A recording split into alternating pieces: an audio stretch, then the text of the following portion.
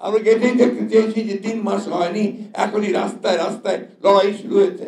আপনি চিন্তা করতে পারেন ধর্মকে কেন্দ্র করে কি উন্মাদনা শুরু হয়েছে। আপনারা ভাবুন যে কি পরিমাণ ত্যাগ স্বীকার করলে,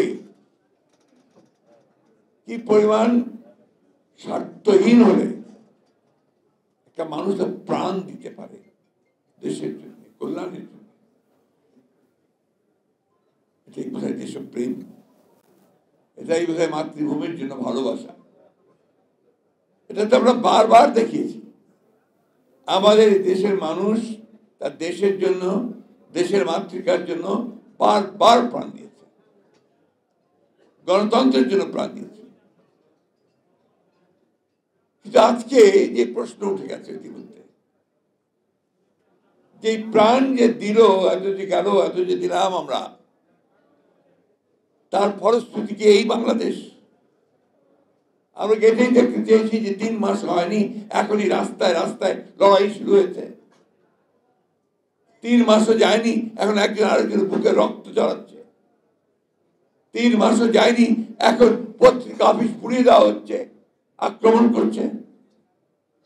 কোন বাংলাদেশ? আমরা কি 5 তারিখের আগেই বাংলাদেশকে চিনতাম? তাহলে আজকে কেন এই ভয়াবহ বিভাজ্যতা, আজকে কেন এই ভয়াবহ হিংসা? কোথায় সমস্যাটা? কোথায়?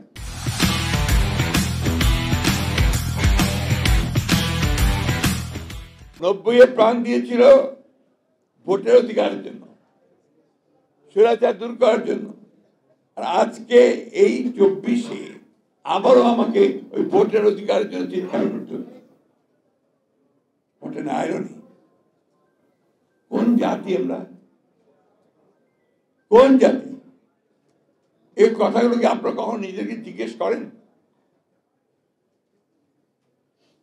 এবার তো সুযোগ এসেছিল সবাই মিলে একসাথে একজোট হয়ে আমরা একটা পরিবর্তন নিয়ে আসি।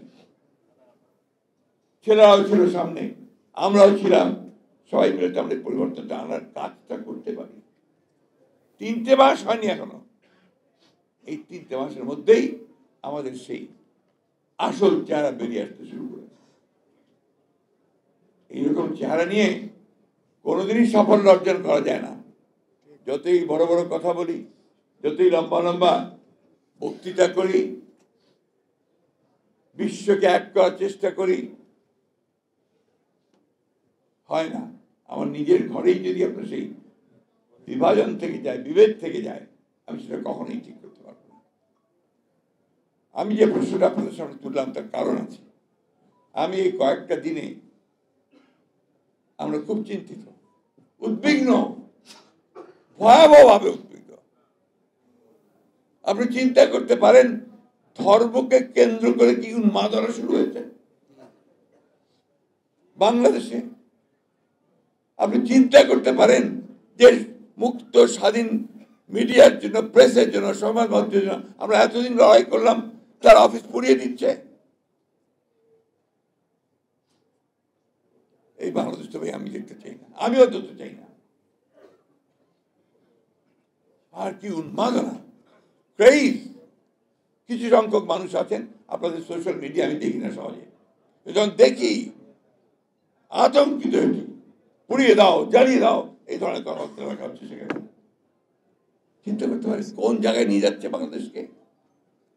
আমরা কি বুঝি আমাদের ভয়টা কোথায়? আমরা কি বুঝি আমাদের আতঙ্কটা কোথায়? আমরা কি বুঝি আততায়ী কোথায় ছুরি নিয়ে দাঁড়িয়ে আছে আমাদের পেছনে?